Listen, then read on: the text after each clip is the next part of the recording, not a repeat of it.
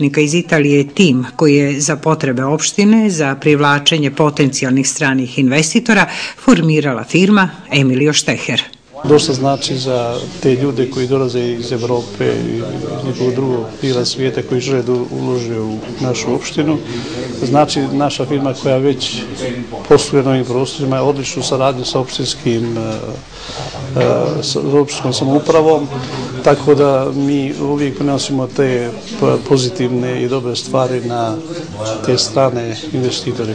Italijanski privrednici održali su sastanak i sa zainteresovanim privrednicima iz naše opštine, jer ukoliko Inkanto otvori pogon u Prijepolju, to će značiti i više posla za prateće grane iz metaloprerađivačke i drvne industrije. Nije samo ovih 300-400 radnika koji će ne zaposle, nego je i velika stvar za druge firme koje se već bave preradom drveta ili sečom preradom drveta. Predstavnici Prijepolja